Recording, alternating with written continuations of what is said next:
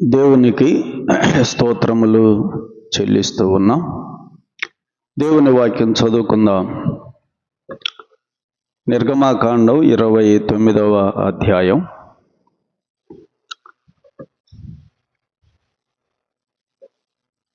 22వ వచనము నుండి 30వ వచనం వరకు చదువుకుందాం. ఆ వచనాలలో ఉన్న కొన్ని సంగతులను మనం జ్ఞాపకం చేసుకుందాం. అది ప్రతిష్ఠితమైన పొట్టేలు గనుక దాని కొవ్వును, క్రొవ్విన తోకను, ఆంత్రములను కప్పు క్రొవ్వును, కాలేజము మీది వపను, 2 మూత్ర గ్రంథులను, వాటి మీది క్రొవ్వును, కుడి జబ్బను, 1 గుండ్రని రొట్టెను, నూనెతో వండిన 1 భక్ష్యమును, యెహోవా ఎదుటనున్న పొంగని వాటిలో పలచని 1 అప్పడమును నీవు తీసుకుని అహరోను చేతులలో, అతని కుమారుల చేతులలో వాటినన్నిటిని ఉంచి అల్లాడింపబడు నైవేద్యముగా యెహోవా సన్నిధిని వాటిని అల్లాడింపవలెను. తరువాత నీవు వారి చేతుల్లో నుండి వాటిని తీసుకొని యెహోవా సన్నిధిని ఇంపైన సువాసన కలుగునట్లుగా దహన బలిగా వాటిని బలిపీఠం మీద దహింపవలెను. అది యెహోవాకు హోమము. మరియు అహరోనుకు ప్రతిష్ఠితమైన పొట్టేలు నుండి బోరను తీసి అల్లాడింపబడు అర్పణముగా యెహోవా సన్నిధిని దానిని అల్లాడింపవలెను. అది నీ వంతగును. ప్రతిష్ఠితమైన ఆ పొట్టేలులో అనగా అహరోనుదియు అతని కుమారులదియునైన దానిలో అల్లాడింపబడిన బోరను, ప్రతిష్ఠితమైన జబ్బను ప్రతిష్ఠింపవలెను. అది ప్రతిష్టార్పణ గనుక నిత్యమైన కట్టడ చొప్పున అది ఇశ్రాయేలీయుల నుండి అహరోనుకును అతని కుమారులకును అగును. అది ఇశ్రాయేలీయులు అర్పించు సమాధాన బలులలో నుండి తాము చేసిన ప్రతిష్టార్పణ అనగా వారు యెహోవాకు చేసిన ప్రతిష్టార్పణగా ఉండును. మరియు అహరోను ప్రతిష్ఠిత వస్త్రములను అతని తరువాత అతని కుమారుల వగును. వారు అభిషేకము పొందుటకును ప్రతిష్ఠింపబడుటకును వాటిని ధరించుకొనవలెను.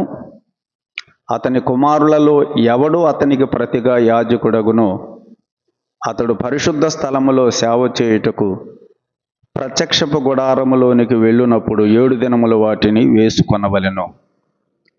చదవబడిన ఈ లేఖన భాగమును దేవుడు తన ఆత్మ ద్వారా దీవించి ఈ రాత్రి చేరువచ్చిన మనకందరికీ ఆత్మ సంబంధమైన క్షేమాభివృద్ధిని, పురుగొల్పు ఉజ్జీవమును ప్రభువు మనకి అనుగ్రహించినట్లుగా నేను కూడా చిన్న ప్రార్థన చేస్తాను. ప్రార్థన చేసి దేవుని వాక్యం మనం ధ్యానం చేద్దాం. పరిశుద్ధుడైన మా ప్రియ తండ్రి, పూర్ణ హృదయముతో మీ పాద సన్నిధికి చేరి వచ్చి మరి ఒకసారి మా కృతజ్ఞతా స్తోత్రములు సమర్పించుకుంటున్నాం.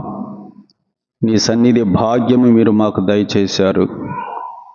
చేరువచ్చిన మమ్ములను దృష్టి ఉంచి దేవా, నీ వాక్యమును మేము ధ్యానిస్తూ ఉండగా మా అంతరంగములలో మీ పరిశుద్ధాత్మ కార్యమును జరిగించండి. కేవలం మేము నీ మాటలు వినువారు మాత్రమై ఉండి మమ్ములను మేము మోసపుచ్చుకునే వారంగా కాకుండా విన్న వాక్య ప్రకారంగా మా జీవితాలలో మేము జీవించి మీ నామమును మహిమపరచడానికిని మిమ్మును మా ప్రవర్తన ద్వారా ఆనందింపచేస్తూ ఈ లోకములో మీకు సాక్షులుగా ఉండడానికిని మీ ఆత్మ సహాయము మాకు దయచేయమని ప్రార్థిస్తున్నాం.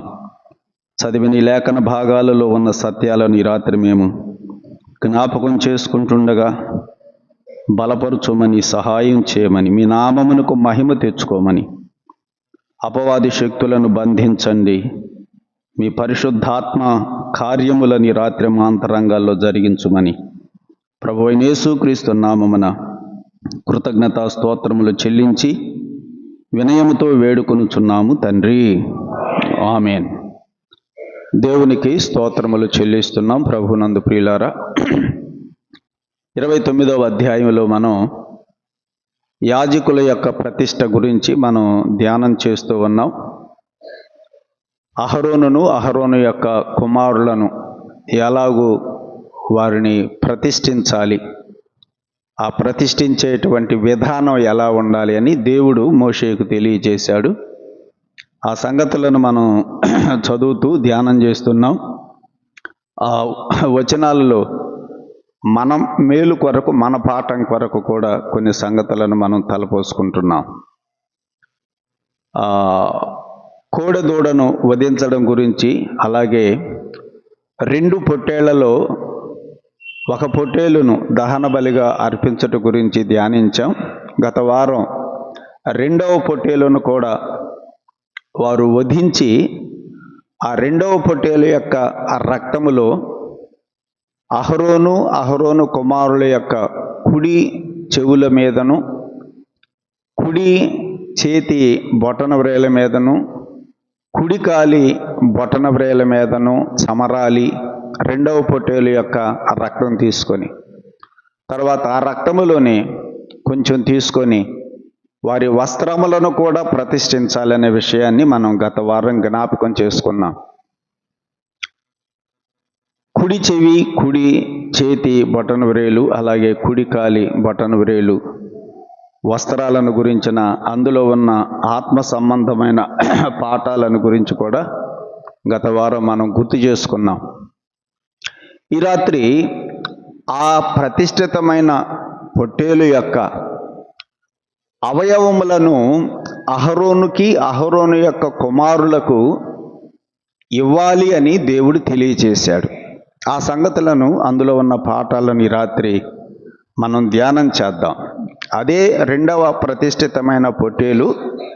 ఆ 2వ ప్రతిష్ఠితమైన పొట్టేలు యొక్క లోపలి భాగాలను అవి అహరోను కుమారులకు ఇవ్వాలి, వారికి అది వారి వంతు, అది వారి భాగము అది అని దేవుడు మనం చదివిన వచనాలలో తెలియచేశాడు.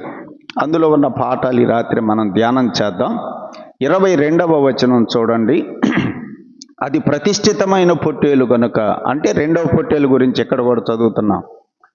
అది ప్రతిష్ఠితమైన పొట్టేలు కనుక దాని క్రొవ్వును, క్రొవ్విన తోకను, ఆంత్రములను కప్పు క్రొవ్వును, కాలేజము మీది వపను, 2 మూత్ర గ్రంథులను, వాటి మీది క్రొవ్వును, కుడి జబ్బను, ఒక గుండ్రని రొట్టెను, నూనెతో వండిన ఒక భక్ష్యమును, యెహోవా ఎదుటనున్న పొంగని వాటిలో పలుచని ఒక అప్పడమును నీవు తీసుకుని అన్నాడు.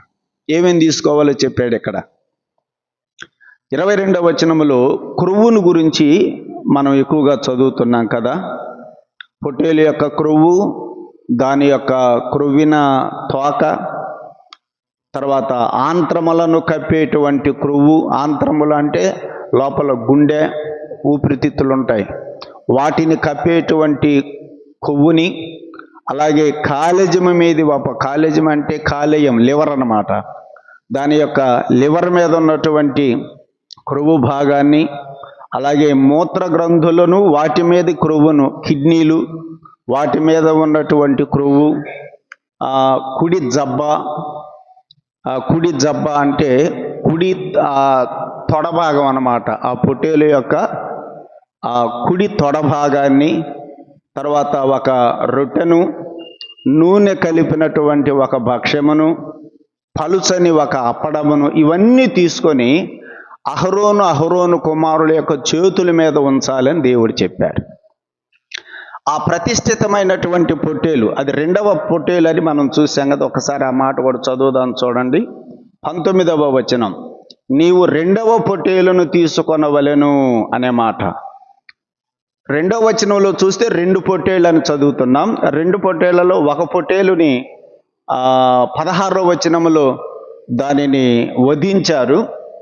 తర్వాత ఇప్పుడు మనం 19వ వచనంలో చూస్తే 2వ పొట్టేలును కూడా తీసుకొని దాని తల మీద వారి చేతులుంచి దానిని కూడా వధించినట్లుగా మనం చదువుతున్నాం. ఆ 2వ పొట్టేలు యొక్క, అది ప్రతిష్ఠితమైన పొట్టేలు, దాని లోపల ఉన్నటువంటి క్రొవ్వు భాగం అంతా తీసుకొని, కుడి జబ్బను తీసుకొని, దానిని అహరోను చేతుల మీద ఉంచాలి, అహరోను కుమారుల చేతుల మీద వాటిని ఉంచాలి అనే విషయాన్ని ఇక్కడ మనం చదువుతున్నాం. ఈ రెండవ ప్రతిష్ఠితమైన పొట్టేలు కూడా మన ప్రభువైనటువంటి యేసుక్రీస్తే. ఆ పాత నిబంధనలో ఉన్నటువంటి బలులన్నీ కూడా, బలి చేయబడినటువంటి ప్రతి జంతువు కూడా మన ప్రభువైనటువంటి యేసుక్రీస్తునే మనకి జ్ఞాపకం చేస్తూ ఉన్నాయి. అలాగైతే ఈ రెండవ ప్రతిష్ఠితమైన పొట్టేలు కూడా మన ప్రభువైనటువంటి యేసుక్రీస్తు మన పాప పరిహారం కొరకై ఆయన వధింపబడినటువంటి సంగతిని మనకి జ్ఞాపకం చేస్తుంది. అంతేకాదు, ఇందులో దాని లోపల ఉన్నటువంటి క్రొవ్వు భాగాన్ని గురించి మనం చదువుతున్నాం. క్రొవ్వు అనేది శ్రేష్టమైనటువంటి భాగం. లోపల మనం కూడా జంతువులను చూసినప్పుడు బాగా క్రొవ్వినటువంటి జంతువు అది మంచి బలమైనదని, శ్రేష్టమైనదని మనం కూడా దానిని ఎంచుతాం. కనుక ఇక్కడ ఆ ప్రతిష్ఠితమైన పొట్టేలు లోపల ఉన్నటువంటి ఆ అవయవాల మీద ఉన్నటువంటి ఆ క్రొవ్వు భాగాన్ని తీసుకోవాలి అనే విషయాన్ని మనం 22వ వచనంలో చదువుతూ ఉన్నప్పుడు, అలాగైతే ఇది మన ప్రభువైనటువంటి యేసుక్రీస్తు యొక్క శ్రేష్టతను, ఆయనలో ఉన్నటువంటి అమూల్యతను మనకి జ్ఞాపకం చేస్తుంది. క్రొవ్వు భాగము అది శ్రేష్టమైనది కాబట్టి మన ప్రభువైన యేసుక్రీస్తు ఎంత శ్రేష్టమైనటువంటి వాడు అనే విషయాన్ని మనం మరోసారి జ్ఞాపకం చేసుకుంటున్నాం. ప్రియులారా, అందరికంటే శ్రేష్ఠుడు, అన్నిటిలో కూడా శ్రేష్ఠుడైనటువంటి ఆ ప్రియ ప్రభు మన కొరకు వధించబడ్డాడనే విషయం మనకి 22వ వచనం జ్ఞాపకం చేస్తుంది. ఇప్పుడు ఆ క్రొవ్వుని తీసుకున్నారు, కుడి జబ్బను తీసుకున్నారు, ఈ భక్ష్యములను, రొట్టెలను తీసుకున్నారు. వారి చేతుల మీద ఉంచిన తర్వాత ఏం చేయాలో చెప్పాడు చూడండి, 24వ వచనం. అహరోను చేతులలోను అతని కుమారుల చేతులలోను వాటినన్నిటినీ ఉంచి అల్లాడింపబడు నైవేద్యముగా యెహోవా సన్నిధిలో వాటిని అల్లాడింపవలెను. అహరోను కుమారుల చేతుల్లో వాటిని తీసుకున్న తర్వాత దేవుని సన్నిధిలో వాటిని అల్లాడించాలంటే దేవుని సన్నిధిలో వాటిని అలా పెట్టి అలా అల్లాడిస్తారు ఆ అవయవాలను. అంటే అవి దేవునికి అర్పించటం అన్నమాట, దేవునికి నైవేద్యముగా చేయటం. ఆ మాట కూడా మనం అక్కడ చదువుతున్నాం.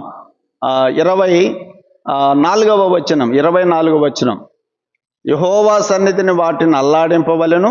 25 చూడండి. తర్వాత నీవు వారి చేతుల్లో నుండి వాటిని తీసుకొని యెహోవా సన్నిధి నింపైన సువాసన కలుగునట్లుగా దహన బలిగా వాటిని బలిపీఠం మీద దహించవలెను.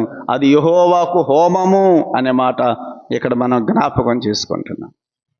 కనుక దేవుని సన్నిధిలో వాటిని అల్లాడించిన తరువాత వారి చేతుల్లో నుండి వాటిని తీసుకొని బలిపీఠం మీద వాటిని దేవునికి హోమముగా వాటిని ఏం చేయాలి? దహించాలి. అలాగైతే ప్రతిష్ఠితమైన పొట్టేలు వధించబడిన తరువాత ఆ పొట్టేలులో ఉన్నటువంటి క్రొవ్వు భాగాన్ని, దాని యొక్క కుడి జబ్బ, ఆ అవయవాలను, ఆ రొట్టెలను తీసుకొని ఆ దహన బలిపీఠం మీద దేవునికి ఇంపైన సువాసనకరంగా వాటిని దహించాలి అనే మాట ఇక్కడ మనం చదువుతున్నాం. అక్కడున్న రొట్టెలు కూడా మన ప్రభు అయినటువంటి యేసుక్రీస్తునే సూచిస్తున్నాయి. యేసు ప్రభు ఒక రొట్టెను పట్టుకొని అన్నాడు కదా, ఇది నా శరీరము అన్నాడు. కనుక రొట్టె కూడా యేసు ప్రభువుని జ్ఞాపకం చేస్తుంది. ఆ రొట్టెను కూడా బలిపీఠం మీద పెట్టి దానిని దహించినట్లుగా యేసు ప్రభు యొక్క శరీరం నీ కొరకు నా కొరకు ఆయన కలువరి శిలువలో అర్పించాడనే విషయం మనం జ్ఞాపకం చేస్తుంది. అలాగైతే 22 నుంచి 24వ వచనం, 25వ వచనం వరకు మనం చదువుతున్నప్పుడు ఆ రెండవ ప్రతిష్ఠితమైన పొట్టేలు యొక్క క్రొవ్వు భాగం, ఆ రొట్టెలను కూడా దేవునికి ఇంపైన సువాసనకరంగా వాటిని బలిపీఠం మీద దహించడం మనం ఇక్కడ చదువుతున్నాం. అలాగైతే యేసు ప్రభువు కూడా ఆయన యొక్క బలి తండ్రి అయిన దేవునికి అది ఇంపైన సువాసనకరమైనది. ఆదికాండం నోవహు కూడా, నోవహు కాలములో ఆ బలి అర్పించాడు కదా. ఓడలో నుండి బయటకు వచ్చిన తర్వాత నోవహు కూడా పవిత్రమైనటువంటి పశువులను తీసుకొని వాటిని బలిపీఠం మీద దహన బలిగా అర్పిస్తే అది యెహోవాకు ఇంపైన సువాసనగా ఆఘ్రాణించాడనే మాట మనం ఆదికాండం 8వ అధ్యాయంలో చదువుతున్నాం. కనుక ఆ బలి, ఆ రొట్టెలు, ఇవన్నీ కూడా దేవునికి ఇంపైన సువాసనకరంగా, అది అర్పించబడినట్లుగా మనం ఇక్కడ చదువుతున్నాం. 25వ వచనంలో ఆ మాట, ఇంపైన సువాసన కలుగునట్లుగా దహన బలిగా వాటిని బలిపీఠం మీద దహించాలి అని చెప్పాడు. అలాగే యేసు ప్రభు యొక్క బలి కూడా తండ్రి అయిన దేవునికి అది ఇంపైన సువాసనకరమైన బలి. ప్రియులారా, అంత మాత్రమే కాదు, ఎఫెసీ పత్రిక 5:2లో వ్రాయబడినట్టుగా ఆయన యేసు ప్రభు మన జీవితాలను పరిమళ వాసనగా చేయటానికి, మన జీవితాలను కూడా ఇంపైన సువాసనకరంగా చేయడానికి ఆయన తను తాను శిలువ మరణానికి అప్పగించుకున్నాడు అనే మాట ఎఫెసీ పత్రిక 5:2లో మనం చదువుతున్నాం. యేసు ప్రభు యొక్క బలి అది తండ్రి అయిన దేవునికి ఇంపైన సువాసనకరమైన బలి.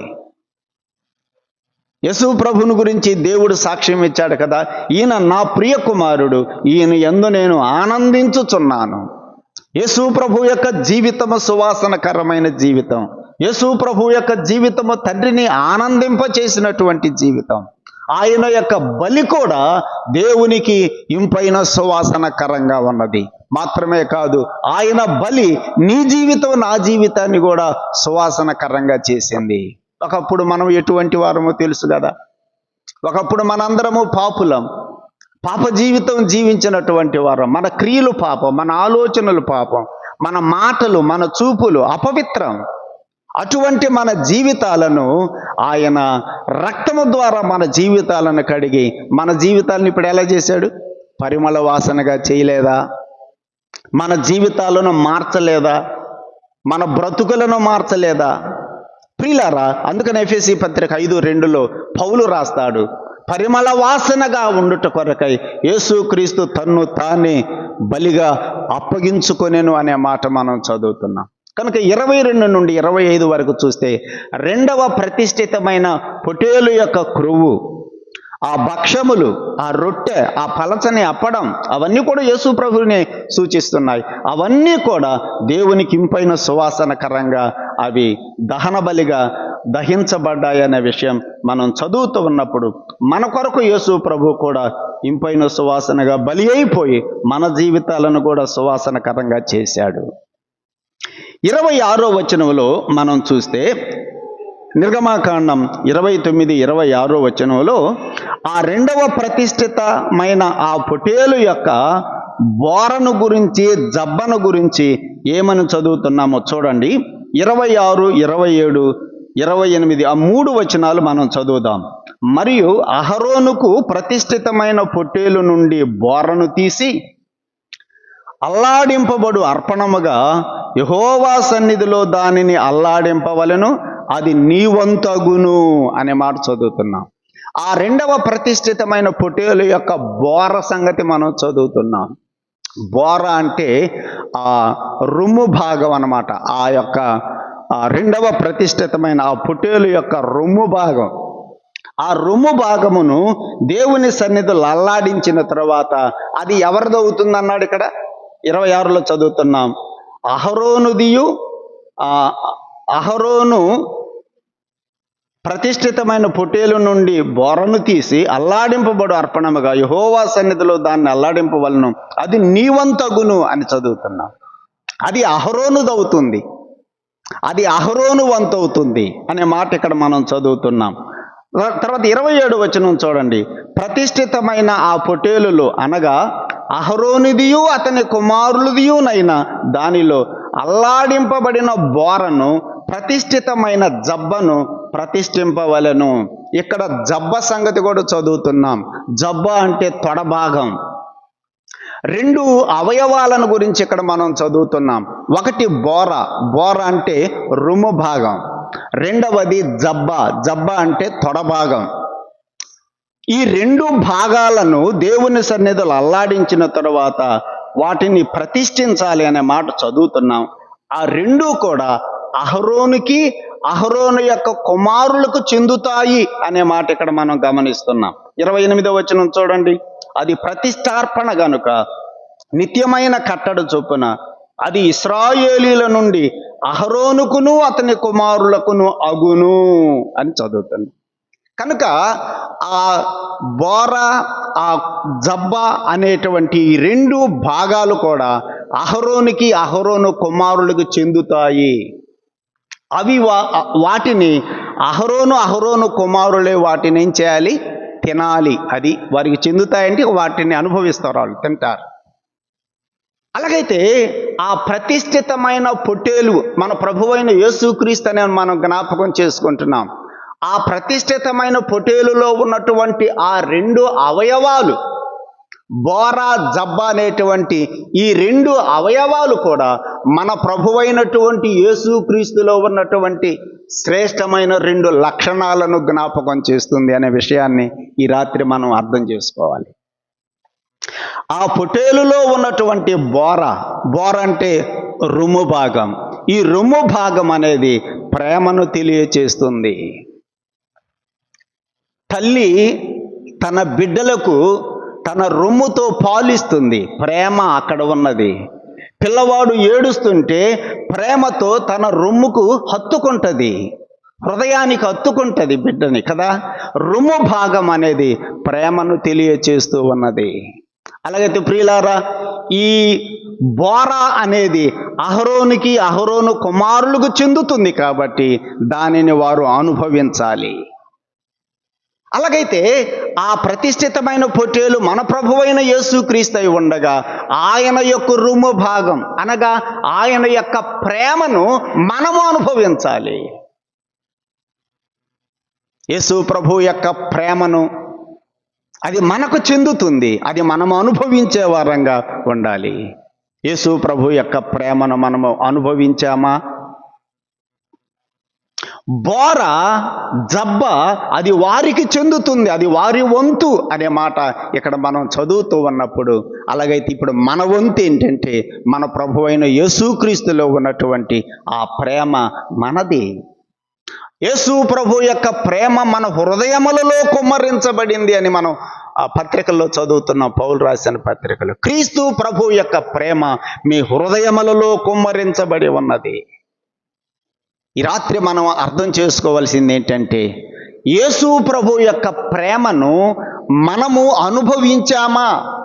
ఆ బోరను వారు అనుభవించారు, అహరోను కుమారులు అనుభవించారు, వాటిని తిన్నారు దేవుని సన్నిధిలో. అలాగైతే క్రీస్తు ప్రభు యొక్క ప్రేమను మనము అనుభవించిన వారమేనా? ఈ రాత్రి అది చాలా ప్రాముఖ్యమైనటువంటి సత్యం. అందుకనే పౌలు ఎఫెసీయులకు రాసిన పత్రికలో ప్రార్థన చేస్తున్నాడు ఎఫెసీ సంఘం కొరకు. ఏ విషయమై ప్రార్థన చేశాడు? ఆయన ప్రార్థన చేసినటువంటి అంశాలలో ఒక ప్రాముఖ్యమైన అంశం ఏంటంటే యేసు ప్రభు యొక్క ప్రేమ యొక్క పొడవు, వెడల్పు, లోతు, ఎత్తులు మీరు గ్రహించాలని ఆ ప్రేమ యొక్క కొలతలు ఎలాంటివో మీరు తెలుసుకోవాలని మీ కొరకు నేను ప్రార్థన చేస్తున్నాను అంటాడు. అంటే యేసు ప్రభు యొక్క ప్రేమను మనం ఏం చేయలేదు దాని అర్థం. ఇంకా మనం పూర్తిగా తెలుసుకోవాలా? యేసు ప్రభు యొక్క ప్రేమను నువ్వు అర్థం చేసుకున్నావా? యేసు ప్రభు యొక్క ప్రేమ యొక్క కొలతలు ఎంత విశాలమైనవో, ఎంత ఎక్కువైనవో, ఎంత గొప్పవో నీకు అర్థమయ్యిందా? ప్రభువు నీ మీద ఎంత ప్రేమ చూపించాడో నీకు అర్థమయ్యిందా? అది మీరు తెలుసుకోవాలని మీ కొరకు నేను ప్రార్థన చేస్తున్నాను అని ఎఫెసీ పత్రికలో పౌలు రాస్తాడు. మనకు తెలిసిన వచనమే అది. ప్రియులారా, ఆ బోరను మనము అనుభవించే వారంగా ఉండాలి. ఆ ప్రేమను నీవు నేను అనుభవించిన వారంగా ఉండాలి. యేసు ప్రభు యొక్క ప్రేమ నువ్వు అర్థం చేసుకున్నావు, అనుభవించావు అసలు? యోహాను కూడా తన పత్రికలో వ్రాసిన మాట జ్ఞాపకం చేసుకుందాం. యోహాను వ్రాసిన మొదటి పత్రిక 3వ అధ్యాయం 16వ వచనంలో ఏమన్నాడు చూడండి ప్రభు ప్రేమను గురించి. ఆయన మన నిమిత్తము తన ప్రాణము పెట్టెను గనుక దేని వలన ఆయన తన ప్రాణము పెట్టిన దాని వలన ప్రేమ ఎటువంటిదో తెలుసుకొనుచున్నాము. ప్రేమ అంటే ఏంటో అర్థమయ్యింది అంటాడు ఇక్కడ యోహాను. యేసు ప్రభు తన ప్రాణమును పెట్టాడు మన కోసం. ఆయన తన ప్రాణమును మన కొరకు పెట్టాడు. దానిని బట్టి ఆయన తన ప్రాణాన్ని పెట్టిన దానిని బట్టి ఎంతగా మనలను ప్రేమించాడు ఆ ప్రేమ అర్థమయ్యింది అని ఇక్కడ 16వ వచనంలో రాస్తున్నాడు. ప్రేమ ఎట్టిదో తెలుసుకొనుచున్నాము. దేనిని బట్టి తెలిసింది యేసు ప్రభు ప్రేమ? తన ప్రాణము పెట్టిన దానిని బట్టి అంటున్నాడు. 4వ అధ్యాయంలో కూడా 10వ వచనం చూడండి. 4:10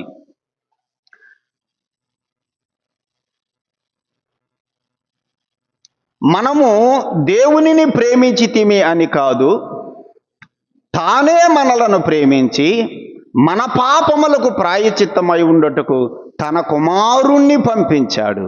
ఇందులో ఏముంది? ప్రేమ ఉన్నది. ఎందులో ప్రేమ ఉన్నది?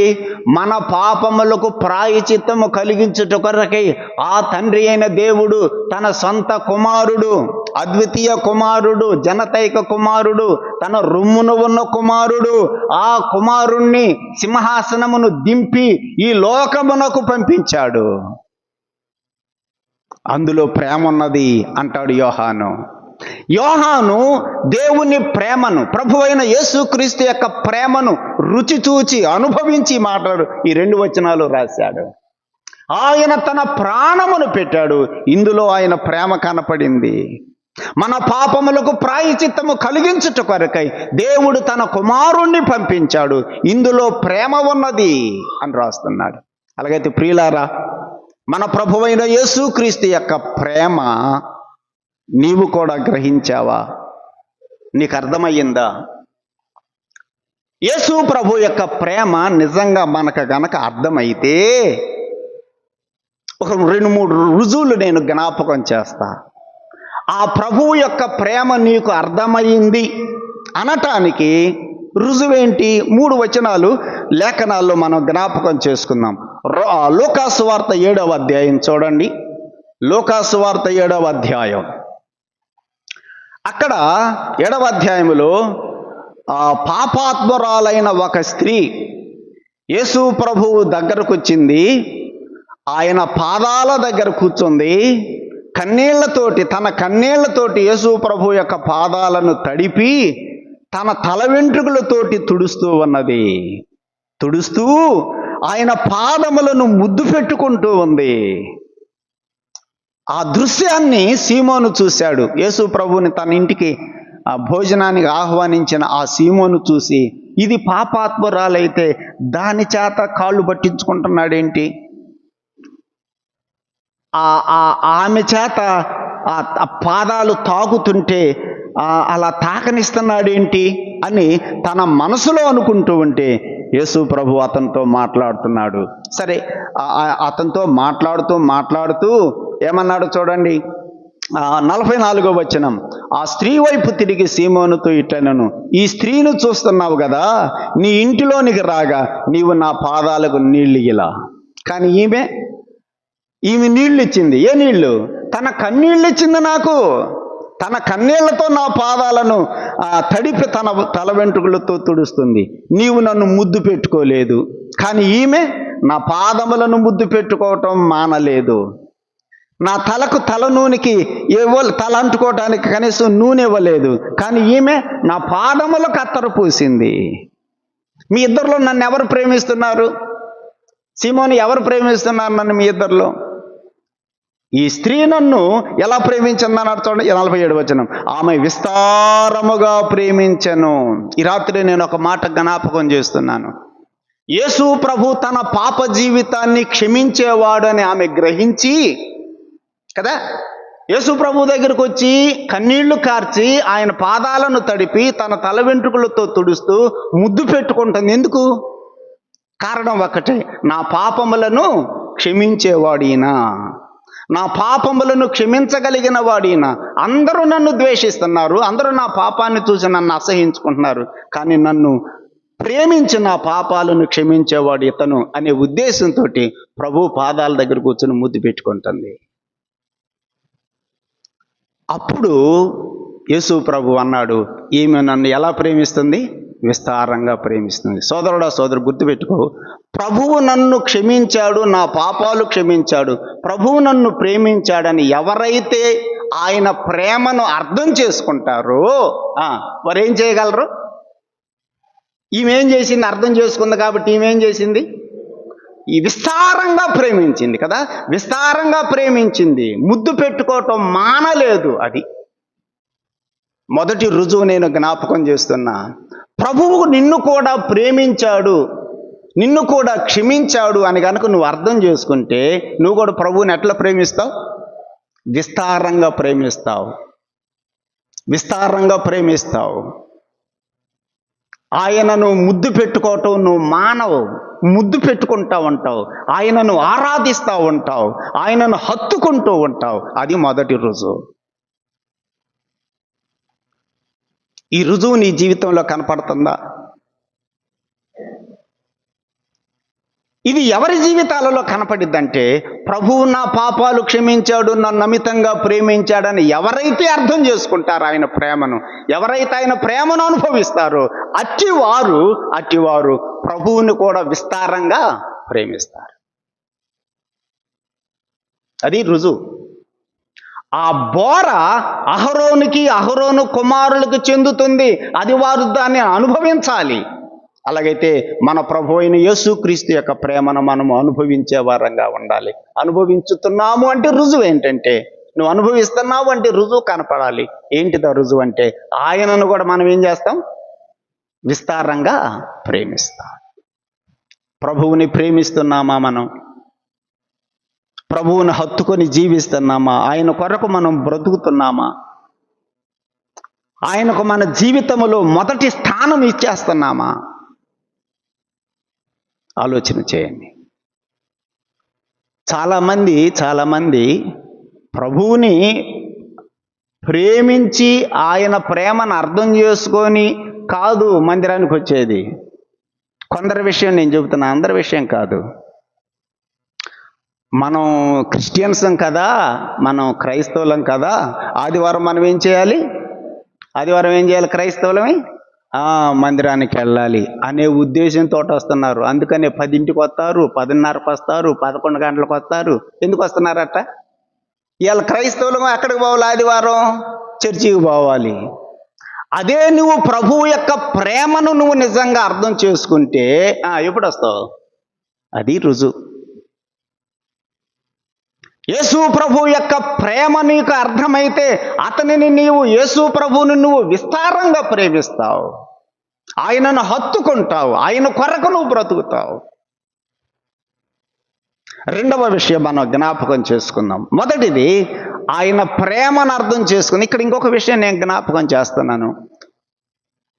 ఈమె యేసు ప్రభు యొక్క శిలువ మరణం సంగతి ఈమెకేమన్నా తెలుసా? యేసు ప్రభు శిలువ మరణం సంగతి ఈమెకేమన్నా తెలుసు? ఈమెకి తెలిసింది ఏంటంటే, ఈయన నన్ను ప్రేమిస్తాడు, నా పాపాలను క్షమిస్తాడు, అంతవరకే. యేసు ప్రభు శిలువ మరణం సంగతి ఈమెకి తెలుసా? తెలియదు. నీకు తెలుసా? నాకు తెలుసా? మనకు తెలుసా? తెలీదా? మనకు తెలుసు. యేసు ప్రభు యొక్క శిలువ మరణమును కన్నులారా చూడకుండానే ఆమె ఎట్లా ప్రేమించింది? ఆయనను విస్తారంగా ప్రేమించింది. మరి ఆయన శిలువ మరణం సంగతి నీకు నాకు తెలుసు కదా, మరి ఇంకా మనం ఎంత విస్తారంగా ప్రేమించాలి? అర్థమైందా నా మాట? యేసు ప్రభు యొక్క శిలువ మరణాన్ని గురించి అసలు ఆమెకి తెలియదు కదా. తెలియకపోతేనే ఆమె అంత విస్తారంగా ప్రేమిస్తే, ఆయన నీ కోసం ప్రాణం ఎట్లా పెట్టాడో నీకు తెలుసు, నాకు తెలుసు. ఊరక మాటలు మనము వల్లించటం కాదు. ఆరాధనలో నా కొరకు ఉమ్మి వేయించుకున్నావు, ముళ్ళ కిరీటం పెట్టించుకున్నావు, కొరడా దెబ్బలు తిన్నావు, సిలువ మోసావు, ఇవన్నీ మనం నోటితో మాట్లాడుతున్నాం, మంచిదే కాదు. జీవితంలో కూడా మనలో ఇవి కనపడాలి.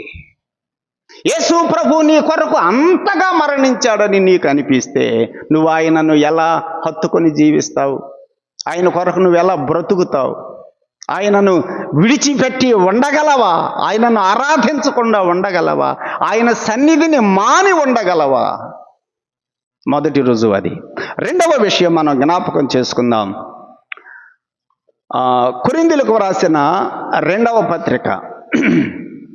యేసు ప్రభు యొక్క ప్రేమ నీలో గనక నువ్వు అనుభవిస్తూ ఉండగలిగితే నీలో కనపడవలసింది మొదటిది ఏంటంటే, ఆయనను అమితంగా నువ్వు ప్రేమిస్తావు, విస్తారంగా ప్రేమిస్తావు. ఇంకొక మాట చూడండి, కొరింథీయులకు రాసిన 2వ పత్రిక 5వ అధ్యాయం 5వ అధ్యాయం 14వ వచనం చదువుకుందాం. 5:14 చూడండి. క్రీస్తు ప్రేమ మమ్ములను బలవంతము చేయుచున్నది అన్నాడు. క్రీస్తు ప్రభు యొక్క ప్రేమ మమ్ములను ఏం చేస్తుంది? మమ్ములను బలవంతం చేస్తుంది. దేని కొరకు? చూడండి అక్కడేమన్నాడు? క్రీస్తు ప్రేమ మమ్ములను బలవంతము చేయుచున్నది. ఎలాగనగా అందరి కొరకు ఒకడు మృతి పొందిన గనుక అందరూ మృతి పొందిరనియు, జీవించువారు ఇక మీదట తమ కొరకు కాక తమ నిమిత్తము మృతి పొంది తిరిగి లేచిన వాని కొరకే జీవించుటకు ఆయన అందరి కొరకు మృతి పొందిననియు నిశ్చయించుకొనుచున్నాము అన్నాడు. క్రీస్తు ప్రభు యొక్క ప్రేమ మమ్మలను బలవంతము చేయుచున్నది కాబట్టి మేము ఒకటి నిశ్చయించుకున్నాం. ఏమని? జీవించువారు ఇక మీదట తమ కొరకు కాక, ఎవరి కోసం మనం జీవించకూడదట? తమ కొరకు కాదు. మనము జీవించాల్సిందే మన కొరకు కాదు. అర్థమవుతుందా? పౌలు రాస్తున్నాడు, జీవించువారు ఇక మీదట తమ కొరకు కాక తమ నిమిత్తము మృతి పొంది తిరిగి లేచాడే ఆయన కొరకు జీవించాలి అని రాస్తున్నాడు. ఆయన కొరకు జీవించుటకు మేము నిశ్చయించుకున్నాం. ఎందుకని? ఆయన ప్రేమ మమ్ములను ఏం చేస్తుంది? బలవంతం చేస్తుంది. ఆయన ప్రేమ మమ్ములను బలవంతం చేస్తుంది. ఆయనంత ప్రేమించాడో మాకు సారి జ్ఞాపకం వస్తుంది. కాబట్టి ఇక నుంచి మేము జీవిస్తే మా కొరకు కాదు, మా కొరకు శిలువ మరణము పొందినటువంటి ఆ ప్రియ ప్రభువు కొరకే మేము జీవించటానికి నిశ్చయించుకున్నాం. క్రీస్తు ప్రభు యొక్క ప్రేమ నిన్ను నిజంగా బలవంతం చేస్తే నీవు నీ కొరకు జీవించవు. ఎవరి కొరకు జీవిస్తావు? నీ కొరకు ప్రాణం పెట్టాడే ఆ ప్రియ ప్రభువు కొరకు నువ్వు జీవిస్తావు. గలతీ పత్రికలో కూడా ఈ మాట రాశాడు కదా, 3:20. గలతీ పత్రిక 2:20లో చదువుదాం. 2వ అధ్యాయం 20వ వచనంలో ఏమన్నాడు చూడండి. నేను క్రీస్తుతో కూడా సిలువ వేయబడి ఉన్నాను, ఇక జీవించేవాడును నేను కాదు, క్రీస్తే నాయందు జీవించుచున్నాడు. నేనిప్పుడు శరీరమందు జీవించుచున్న జీవితము, ఈ మాట గమనించండి, ఇప్పుడు నేను శరీరమందు జీవించుచున్న ఈ జీవితము నా కోసం కాదు. ఏమన్నాడు? నన్ను ప్రేమించి నా కొరకు తన్ను తాను అప్పగించుకొనిన దేవుని కుమారుని యందలి విశ్వాసము వలన నేను జీవిస్తున్నా. నన్ను ప్రేమించిన నా ప్రియ ప్రభువు కొరకు నేను జీవిస్తున్నా. ప్రభువు ప్రేమ నిన్ను బలవంతం చేస్తే నువ్వు ఎవరి కోసం బ్రతుకుతావు చెప్పు? ప్రభువు కోసమే బ్రతుకుతావు. ప్రభువు కొరకే బ్రతుకుతావు, ప్రభువు కొరకే చస్తావు. ఈ పౌలే అన్నాడు కదా, మీరెందుకు ఏడ్చి నా గుండెను మీరు బద్దలు చేస్తారు? యేసు క్రీస్తు కొరకు బంధింపబడుటకు మాత్రమే కాదు, ఆయన కొరకు చనిపోవటానికి కూడా నేను సిద్ధం. బ్రతికేది ఆయన కోసమే, చనిపోయేది కూడా ఆయన కోసమే. ఎవరు చేస్తారు ఈ పని? ఎవరైతే ఆయన ప్రేమ పొందుతారో, ప్రేమను అనుభవిస్తారో అలాంటి వారు జీవితంలో ఇది కనపడుతుంది. సోదరుడా, సోదరి, ప్రభు ప్రేమ నువ్వు అనుభవించావా? అనుభవిస్తున్నావా? ఆయన ప్రేమ నీకు అర్థమయ్యిందా? అర్థమైతే నువ్వు నీ కొరకు బ్రతకు, ప్రభు కొరకు బ్రతుకుతావు. ప్రభు కొరకే జీవిస్తావు. ఆయనను హత్తుకొని నువ్వు బ్రతుకుతావు. 2 విషయాలు మనం జ్ఞాపకం చేసుకున్నాం. ఆ యేసు ప్రభు యొక్క ప్రేమ మనము అనుభవించుతున్నాము అనటానికి రుజువులు ఏంటంటే, 1, ప్రభువుని మనం విస్తారంగా ప్రేమిస్తాం. 2వది, మనం ఆయన కొరకే బ్రతుకుతాం. 3వ మాట జ్ఞాపకం చేసుకుందాం. యోహాను సువార్త 13వ అధ్యాయం చూడండి. యోహాను సువార్త 13వ అధ్యాయం. యోహాను సువార్త 13వ అధ్యాయంలో 34వ వచనంలో ప్రభు చెప్పిన మాట చూడండి. మీరు ఒకరిని ఒకరు ప్రేమించుకోవాలి అని మీకు కృతజ్ఞ ఇచ్చుచున్నాను. నేను మిమ్ములను ప్రేమించినట్టే. నేను మిమ్మల్ని ఎట్లా ప్రేమించానో మీకు తెలుసా? నా ప్రేమ మీరు అనుభవిస్తున్నారా? నా ప్రేమ మీరు కనుక అనుభవించే పని అయితే, నేను ఎట్లా మిమ్మల్ని ప్రేమించాను మీరు అర్థం చేసుకున్నట్లయితే మీరు కూడా ఒకరిని ఒకరు ఏం చేసుకుంటారు? ప్రేమించుకుంటారు అన్నాడు 34వ వచనంలో. నేను మిమ్మలను ప్రేమించినట్టే మీరును ఒకరిని ఒకరు ప్రేమించుకొనవలెను అన్నాడు. అలాగైతే క్రీస్తు ప్రభు యొక్క ప్రేమ మనం అర్థం చేసుకున్న వారమైతే, అర్థం చేసుకున్నాము అనటానికి రుజువేంటి? మనం కూడా ఎదుటి వారిని ఏం చేస్తాం? ప్రేమించుకుంటాం. అది ఒకరిని ఒకరు ఏం చేసుకుంటాం? ప్రేమించుకుంటాం. నా ప్రభువు నన్ను ప్రేమించాడు కదా, ఆయన ప్రేమ నాకు తెలుసు, ఆయన నన్ను ప్రేమించాడు కాబట్టి నేను కూడా ఎదుటి వారిని ప్రేమించాలి. నువ్వు ఎదుటి వారిని ప్రేమిస్తావు, ఎవరిని నువ్వు ద్వేషించవు. రుజువు అదే. నువ్వు ప్రభువుని ప్రేమించు, ప్రభువు యొక్క ప్రేమ నీవు గ్రహించి ఆ ప్రభు యొక్క ప్రేమను నువ్వు సంపూర్ణంగా అర్థం చేసుకున్నావు అనటానికి రుజువు ఏంటంటే నువ్వెవరిని కూడా ద్వేషించవు. ఏం చేస్తావు? అందరినీ ప్రేమిస్తావు. నేను మిమ్మల్ని ప్రేమించినట్టే మీరు కూడా ఒకరిని ఒకరు ప్రేమించుకోండి అని ప్రభువు చెప్పాడు. ఆ పదం వాడాడు, నేను మిమ్మల్ని ప్రేమించినట్టే. అంటే నా ప్రేమ మీకు అర్థమైంది కదా. అర్థమైతే మీరు కూడా ఒకరిని ఒకరు ఏం చేసుకోవాలి? ప్రేమించుకోవాలి. 3 మాటలు నేను జ్ఞాపకం చేశాను. బోర దేనిని తెలియచేస్తుంది? బోర యేసు ప్రభు యొక్క ప్రేమను తెలియచేస్తుంది. రొమ్ము భాగం బోర అంటే. రొమ్ము భాగము ప్రేమను సూచిస్తుంది. యేసు ప్రభు యొక్క ప్రేమ మన మీద ఎంతగా చూపించాడో అది మనము అనుభవించే వారంగా ఉండాలి. బోర ఎవరి వంతది? అహరోనుది, అహరోను కుమారులది. వారికి చెందుతుంది, వారు దానిని అనుభవించాలి. అలాగే యేసు ప్రభు యొక్క ప్రేమను మనము అనుభవించే వారంగా మనము ఉండాలి. అనుభవించే వారిలో ఈ 3 విషయాలు కూడా కనిపిస్తాయన్న విషయాన్ని మనం జ్ఞాపకం చేసుకుంటున్నాం. రెండవ భాగం ఏంటిది? అహరోను కుమారులకు చెందవలసిన రెండవ భాగం ఏంటిది? జబ్బా అని చూస్తున్నాం. జబ్బా అంటే అది తొడభాగం. మనమైతే మనకి చేతికి జబ్బు ఉంది, అలాగే కాళ్ళకు కూడా జబ్బు ఉంది, తొడభాగం. ఈ చేతికున్నటువంటి ఈ జబ్బ దేనిని తెలియజేస్తుంది అంటే బలాన్ని తెలియజేస్తుంది. కాలుకున్నటువంటి జబ్బ కూడా దేన్ని తెలియజేస్తుంది? తొడలు బలంగా ఉన్నప్పుడు బలంగా నడవగలరు, బలంగా పరిగెత్తగలరు, బలాన్ని తెలియజేస్తుంది. అలాగైతే ఆ ప్రతిష్ఠితమైన పొట్టేలులో ఉన్నటువంటి ఆ జబ్బ భాగం అది అహరోనుకి, అహరోను కుమారులకు చెందుతుంది. అంటే యేసు ప్రభు యొక్క బలం, యేసు ప్రభు యొక్క శక్తి నీవు నేను అనుభవించే వారంగా ఉండాలి. ఆయన బలం నీ జీవితంలో, నా జీవితంలో కనపడాలి. యేసు ప్రభు యొక్క బలము అది నీవు నేను అనుభవించేటువంటి వారంగా మన జీవితంలో ఉండాలి. జబ్బ భాగము బలాన్ని తెలియచేస్తూ ఉన్నది. ప్రియ సోదరుడా, సోదరి, యేసుక్రీస్తు యొక్క బలం నీ జీవితంలో అనుభవిస్తున్నావా? ఏలియా జీవితాన్ని గురించి ఒక మాట మనం జ్ఞాపకం చేసుకున్నాం. చూడండి, రాజులు మొదటి గ్రంథం 18వ అధ్యాయం. రాజులు మొదటి గ్రంథం 18వ అధ్యాయం.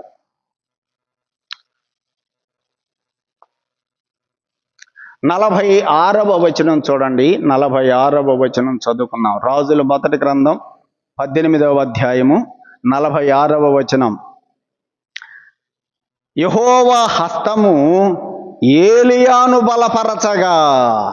దేవుని యొక్క బలం ఇప్పుడు ఎవరి మీద ఉన్నది? ఏలియా మీద ఉన్నది. ఏలియా దేవుని యొక్క బలమును అనుభవించిన వాడుగా ఇక్కడ మనం చదువుతున్నాం. యెహోవా హస్తము ఏలియాను బలపరచగా అతడు నడుము బిగించుకొని అహాబు కంటే ముందుగా పరిగెత్తుకొని పోయి యెజ్రెయేలు గుమ్మమునొద్ద వచ్చెను. అహాబు దేంట్లో వెళ్ళాడు? యెజ్రెయేలుకి. అతడు రథములో పోయాడు కదా. రథము స్పీడ్గా వెళ్తుందా, మనిషి స్పీడ్గా వెళ్తాడా? కదా. రథం అంటే గుర్రం. రథాన్ని నడిపించేది ఏంటంటే గుర్రాలు చాలా వేగంగా పరిగెత్తుతాయి, మనిషి కంటే వేగంగా పరిగెత్తుతాయి. కానీ ఇప్పుడు ముందుగా ఎవరు వెళ్ళిపోయారంటే అక్కడికి ఏలియా వెళ్ళాడు. ఎందుకని? అది దేవుడు నీ జీవితములో నా జీవితములో ఆయన బలమును గనక మనకిస్తే, ఆయన మనలను బలపరచగలిగితే ముందుగా వెళ్ళిపోతాం అనే విషయాన్ని ఏలియా జీవితంలో చదువుతున్నాం. సోదరుడా, సోదరి, ఆ జబ్బ భాగం దేవుని యొక్క బలము మన జీవితాలలో కనిపించాలి అనే విషయాన్ని మనం జ్ఞాపకం చేసుకుంటున్నాం. ఏలియాను బలపరచగా అహాబు కంటే ముందుగా వెళ్ళిపోయాడు. ఎజ్రా గ్రంథములో మందిరాన్ని కడుతున్నారు కదా. దేవుడు కోరేషు కాలంలో ఆ కోరేషును ప్రేరేపించి బబులోను దేశంలో ఉన్నటువంటి యూదులందరినీ కూడా ఆ మందిరాన్ని కట్టడానికి పంపించాడు. ఆ మందిరము కట్టాలంటే ఇప్పుడేం కావాలి? దేవుని బలం కావాలి. దేవుని బలం లేకపోతే మనం ఏం చేయలేం. చూడండి, అక్కడ వ్రాయబడిన మాట మనం చదువుదాం. 6వ అధ్యాయం 22వ వచనం. ఇశ్రాయేలీయుల దేవుని మందిరపు పని విషయమై వారి చేతులను బలపరుచుటకు. ఎవరు బలపరచాలి వాళ్ళ చేతుల్ని? దేవుడే బలపరచాలి. ఎందుకోసం బలపరచాలి? అక్కడ మందిరం పని జరగాలి. దేవుని యొక్క మందిరములో పని జరగాలి అంటే ఆ మందిరము పని చేస్తున్న వారి చేతులను దేవుడేం చేయాలి? బలపరచాలి. అక్కడ రాయబడిన మాట చూడండి. దేవుని మందిరపు పని విషయమై వారి చేతులను బలపరచడానికి యెహోవా అష్షూరు రాజు యొక్క హృదయమును వారి వైపుకు త్రిప్పి వారిని సంతోషింప చేశాను. అష్షూరు రాజు యొక్క హృదయాన్ని దేవుడు వారి తట్టు తిప్పాడు, వారి చేతులను బలపరిచాడు.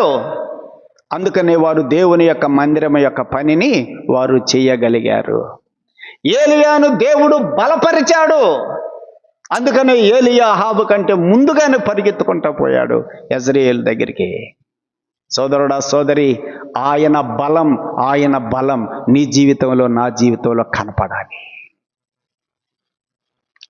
ఆ జబ్బను నీవు నేను అనుభవించాలి. ఆయన బలము మన జీవితంలో కనపడాలి.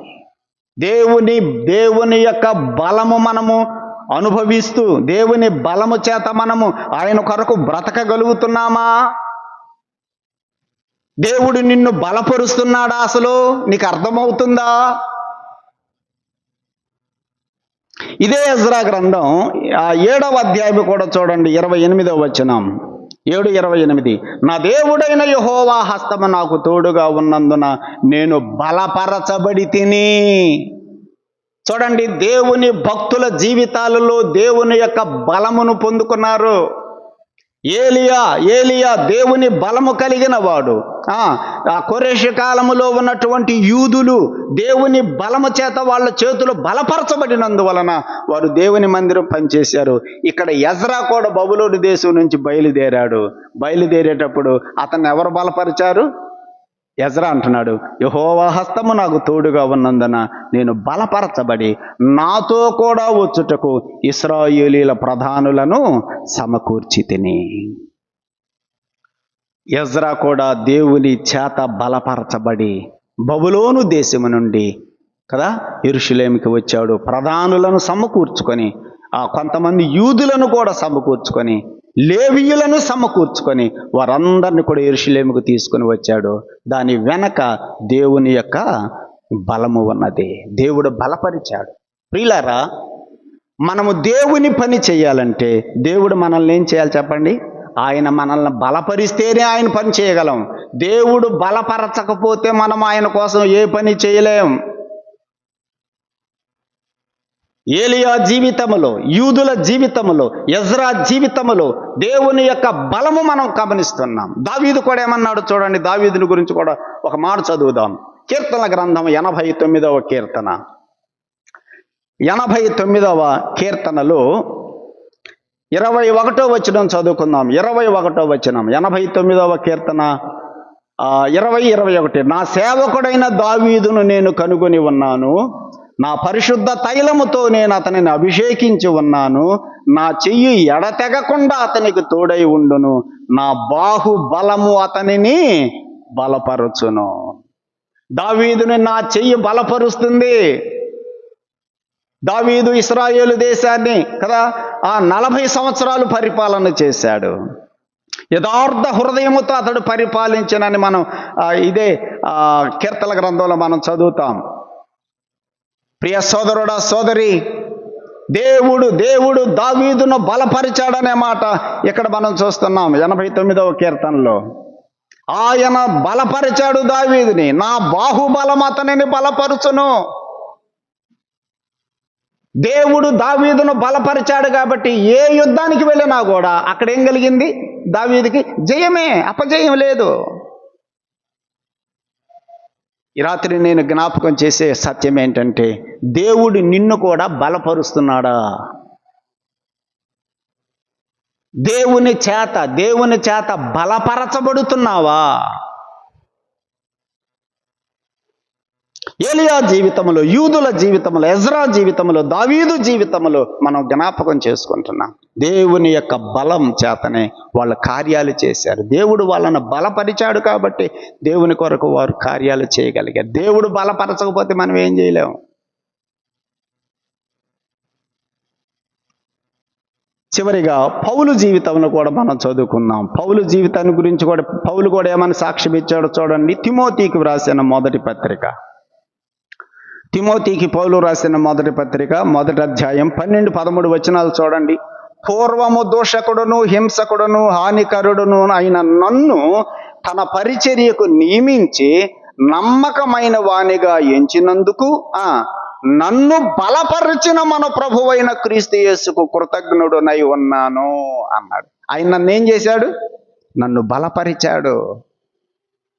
పూర్వము నేను దూషకుడును హింసకుడును హానికరుడును పాపాత్ముడను నేను. అలాంటి నన్ను ఆయన కనికరించి క్షమించి తన పరిచర్య కొరకు నన్ను ఏర్పాటు చేసుకొని ఇప్పుడు ఆయన నన్ను ఏం చేస్తున్నాడు? ఆయన పరిచర్య కోసం నన్ను బలపరుస్తున్నాడు.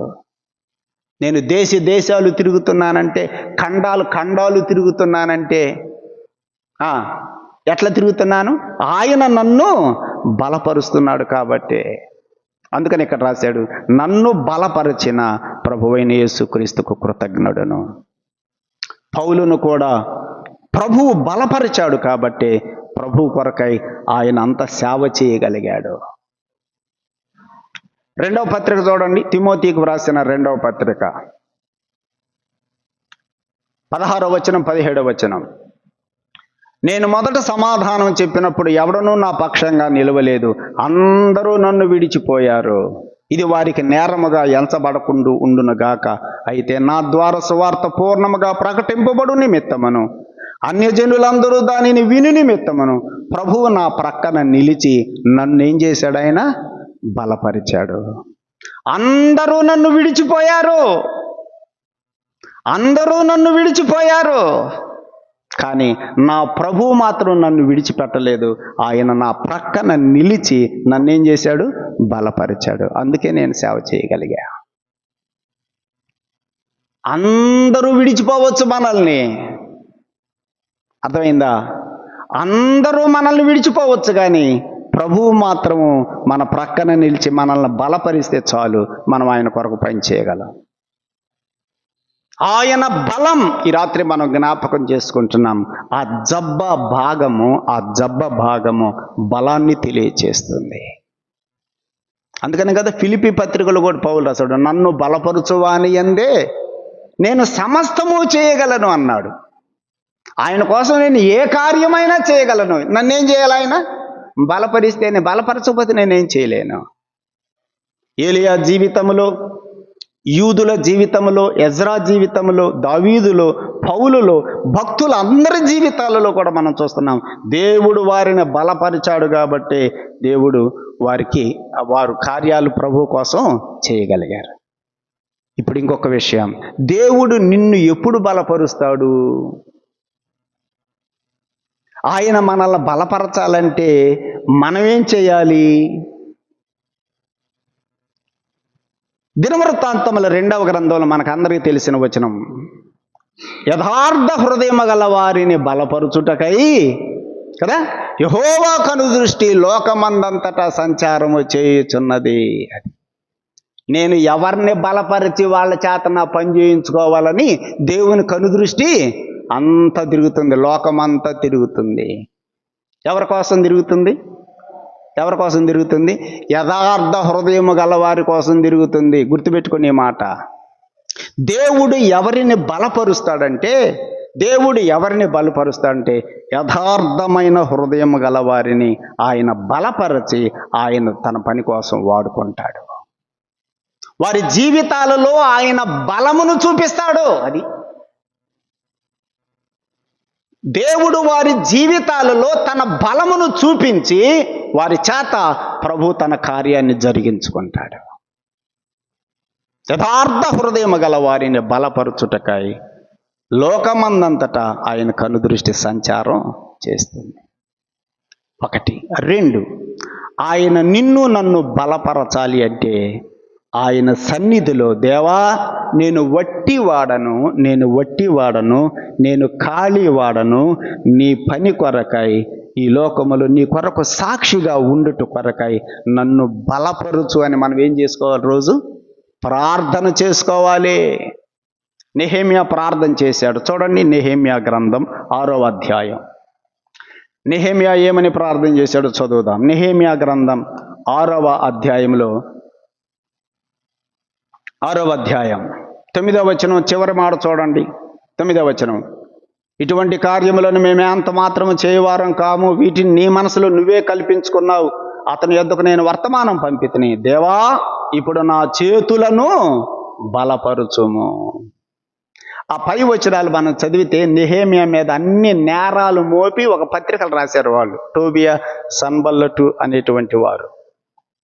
నువ్వు వారి మీద లీడర్ అవుతున్నావు, రాజు కావాలనుకుంటున్నావు, గొప్ప అధికారి కావాలనుకుంటున్నావు అని లేనిపోయిన మాటలన్నీ నెహెమ్యా మీద రాసి పంపిస్తే నెహెమ్యా ఎన్ని చదువుకొని ఇలాంటి వాడును నేను కాను, ఈ మాటలు చదువుకొని నేను ఎక్కడ అశక్తుడనవుతాను అనుకొని దేవుని సన్నిధిలో ప్రార్థన చేస్తున్నాడు. దేవా నన్ను బలపరచు. వాళ్ళ మాటలు నన్ను కృంగదీయవచ్చేమో, వాళ్ళ మాటలు నన్ను వెనకక లాగవచ్చేమో, నీవు నన్ను బలపరిచినప్పుడు నేను నీ కొరకు ముందుకు సాగుతా అని ఇప్పుడు దేవుని సన్నిధిలో ఏం చేస్తున్నాడు?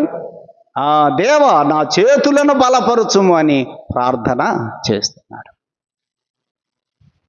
ఆయన సన్నిధిలో మనం ప్రార్థన చేయాలి. ఆయన కొరకు యథార్థమైనటువంటి హృదయం కలిగి జీవించినప్పుడు దేవుడు మనల్ని ఏం చేస్తాడు? బలపరుస్తాడు. ప్రతిష్ఠితమైన ఆ పొట్టేలులో ఎన్ని భాగాలు అహరోను కుమారులకు చెందుతాయి? ఏమేంటి అవి? 1 బోర, 2 జబ్బ. బోర దేనిని తెలియచేస్తుంది? మన ప్రభువైన యేసుక్రీస్తులో ఆయన ప్రేమను తెలియచేస్తుంది. జబ్బ దేనిని తెలియచేస్తుంది? ఆయన బలమును తెలియచేస్తుంది. ఆయన ప్రేమను మనము అనుభవించే వారంగా, ఆయన బలమును మన జీవితంలో మనము అనుభవించే వారంగా ఉండాలి. అలా ఉండాలంటే యథార్థమైన హృదయం కలిగి, పవిత్రమైన జీవితం, పరిశుద్ధమైన జీవితం కలిగి, మన మనస్సాక్షికి కల్మషము లేనటువంటి జీవితం కలిగి, ఆయన దృష్టిలో, కొన్నిసార్లు మన మనుషుల దృష్టిలో వాళ్ళు ఏమేమో అనుకోవచ్చు. నెహెమ్యాను కూడా అనుకున్నారు కదా, సన్బల్లటు, టోబియా ఏమేమో అనుకున్నారు. ఆయన దృష్టిలో మన మనస్సాక్షికి కల్మషం లేకుండా, ఆయన దృష్టిలో నిర్దోషమైన హృదయము కలిగి మనము జీవించినప్పుడు దేవుడు తప్పకుండా, ప్రభు మనల్ని తప్పకుండా ఆయన బలపరిచేవాడుగా ఉన్నాడు. ప్రియులారా, చివరిగా 29వ వచనం చూడండి. 29వ వచనం, అహరోను ప్రతిష్ఠిత వస్త్రములను అతని తరువాత అతని కుమారులవగును అని చదువుతున్నాం. అహరోను వేసుకున్నటువంటి వస్త్రాలు ఇక అహరోను తర్వాత ఎవరేమో అవ్వాలో కూడా దేవుడు చెబుతున్నాడు ఇక్కడ.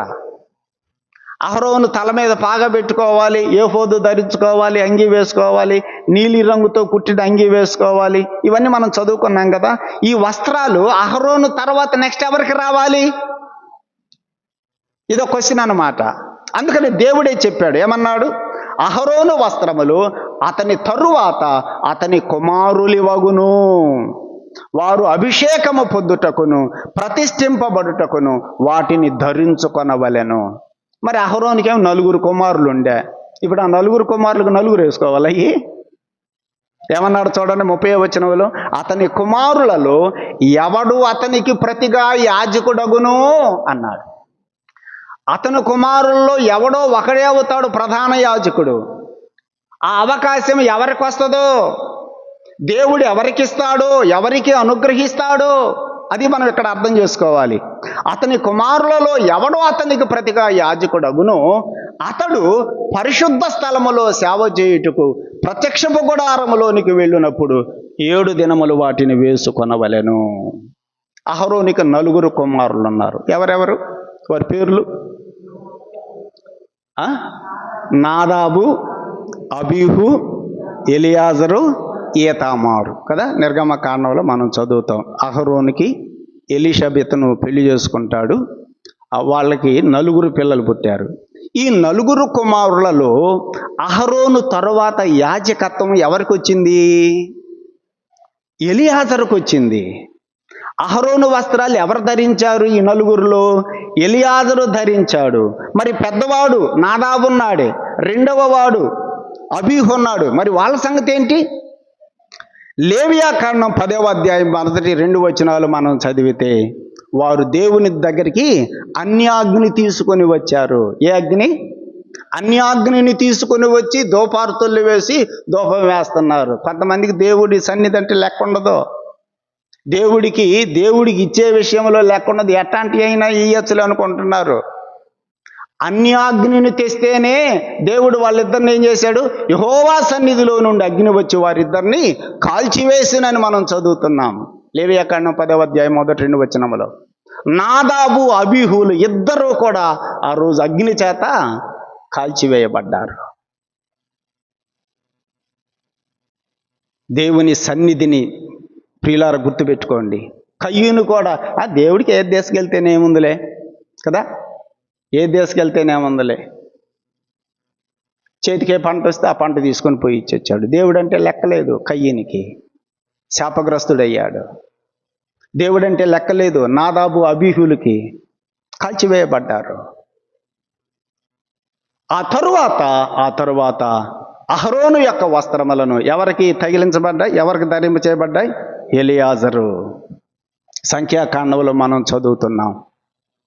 అహరోను, నీవు కనాను దేశంలో ప్రవేశించడానికి నీకు కుదరదు, కొండెక్కాలి. నీవు కొండ మీదకి వెళ్ళిపోయిన తర్వాత ఆ కొండ మీద నువ్వు చనిపోతావు. అక్కడ అతని వస్త్రములను ఎలియాజరుకు ధరింపచేయాలి. అందరూ చూస్తూ ఉండగా అహరోను, మోషే, ఎలియాజరు ముగ్గురు కొండ మీదకి వెళ్ళిపోయారు. వెళ్ళిపోయిన తర్వాత ఆ వస్త్రాలు తీసి ఎవరికి ధరించాడు? ఎలియాజరుకు ధరించినట్లుగా మనం సంఖ్యాకాండంలో చదువుతున్నాం 20వ అధ్యాయం. ప్రియులారా, ఇక్కడ మనం చదివే మాట ఏంటంటే అతని కుమారులలో ఎవడు అతనికి ప్రతిగా ప్రత్యక్షపు గుడారములోనికి సేవ చేయటానికి యాజకుడిగా వెళతాడు వాడే ఆ బట్టలను ధరించుకోవాలని చెప్పారు. అలాగైతే ప్రియులారా, అహరోను తర్వాత యాజకత్వం ఎవరికి వచ్చింది? ఎలియాజరుకు. ఎలియాజరుకు యాజకత్వం దేవుడిచ్చాడా, ఎలియాజరు తీసుకున్నాడా? దేవుడే ఇచ్చాడు. దేవుడే ఇచ్చాడు. మోషే తర్వాత నాయకత్వం ఎవరికి ఇచ్చాడు? ఎవరు తీసుకున్నారు? యెహోషువకు. యెహోషువ అంతటి యెహోషువ పొందుకున్నాడా? దేవుడిచ్చాడా? దేవుడిచ్చాడు కదా. మోషే కూడా దేవుడి సన్నిధిలో ప్రార్థన చేశాడు. అయ్యా, మరి నా తర్వాత వీళ్ళందరికీ నాయకుడు కావాలి కదా, నేను కూడా వృద్ధుడిని అయిపోయాను, నా తర్వాత నాయకుడు ఎవరు అని దేవుని సన్నిధిలో ప్రార్థన చేశాడు. దేవుడు చెప్పాడు. ఎవరి పేరు చెప్పాడు? యెహోషువ, ఆత్మను పొందినవాడు. దేవుడే చెప్పాలి. అది యెహోషువ అంతటి యెహోషువ కోరుకోలేదు. ఎలియాజరు అంతటి ఎలియాజరు కోరుకోలేదు. నేను ప్రవక్తగా వస్తానని ఎలీషా అంతటి ఎలీషా కోరుకోలేదు. ఎలీషాను ప్రవక్తగా అభిషేకించు నీ తర్వాత అని ఎవరితో చెప్పాడు? ఏలియాతో చెప్పాడు. ఎలీషా పేరు దేవుడే చెప్పాడు. యెహోషువ పేరు దేవుడే చెప్పాడు. ఎలియాజరు పేరు దేవుడే చెప్పాడు. పౌలు పేరు దేవుడే చెప్పాడు. అలాగైతే సోదరులారా, సోదరీలారా, మనం కూడా దేవుని చిత్త ప్రకారంగా దేవుని ఏర్పాటు ప్రకారంగా మనం కూడా ఆయన చేత ఎన్నుకోబడిన వారంగా, ఆయన చేత బలపరచబడేటువంటి వారంగా ఆయన కొరకు మనం జీవించాలి. ఆయన కోరుకోకుండా మనంతట మనం కూడా అట్లా కోరుకున్న వాళ్ళు కూడా ఉన్నారు బైబిల్లో కదా. సంఖ్యాకాండం 16వ అధ్యాయంలో కోరహు, దాతాను, అభిరాములు వాళ్ళంతట వాళ్ళు కోరుకున్నారు కదా. ఎప్పుడు నువ్వేనా మా సంగతి ఏందంటే వచ్చాడు. భూమి నెరవిడిచి వారిని మృంగివేసినని చదువుతున్నాం. ఇవన్నీ మనకు పాఠాలు. సోదరుడా, సోదరి, అహరోను యొక్క వస్త్రములు దేవుడే ఏర్పాటు చేశాడు. ఎలియాజర్ని ఆయనకే ధరింపచేశాడు. మనం కూడా ఆయన చిత్తానికి అప్పగించుకొని ఆయన బలపరచబడినట్టుగా మన జీవితాల్లో మనం ప్రభు కొరకు బ్రతుకుదాం. అలాంటి కృపను ప్రభువు మనకి అనుగ్రహించునుగాక. ఈ రాత్రి 3 విషయాలు మనం జ్ఞాపకం చేసుకున్నాం.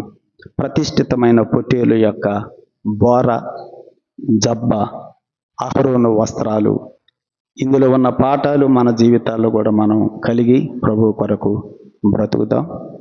దేవుడి తలంపులను దీవించునుగాక. ప్రార్థన చేద్దాం. మరి ప్రభునందు ప్రియులారా, భగవంతరావు అన్న యొక్క భార్య అంజమ్మక్క ఇందాక ప్రభునందు నిద్రించింది. రేపు ఉదయకాలం భూస్థాపన కార్యక్రమం ఉంటుంది. 11 గంటలకి వారి ఇంటి దగ్గర పులివెంకటరెడ్డి కాలనీలో వారి ఇంటి దగ్గర కూడిక ఏర్పాటు చేస్తారు ఉదయకాలం. ఆ కూడిక అయిపోయిన తర్వాత మనకిక్కడ దశరాజుపల్లి వెళ్ళే రోడ్లో మన క్రైస్తవుల సమాధుల తోట ఉంది. అందులో భూస్థాపన కార్యక్రమం జరుగుతుంది. కనుక రేపు ఉదయకాలం 11 గంటలకి ఆ కూడికకు చేరి రాగలరని మనం చేస్తున్నాం. మరి వారి కుటుంబం యొక్క ఆదరణ కొరకు కూడా మనం ప్రార్థన చేద్దాం. కుమార్తె, కుమారుడు ఉన్నారు, వారు కూడా కొంత దుఃఖంలో ఉన్నారు. ప్రార్థన చేద్దాం. ప్రార్థన చేసుకొని కూడిక మనం ముగింపు చేద్దాం. సోదరుడు సుధాకర్ గారు వచ్చి ప్రార్థన చేస్తారు. కూడిక మనం ముగింపు చేద్దాం.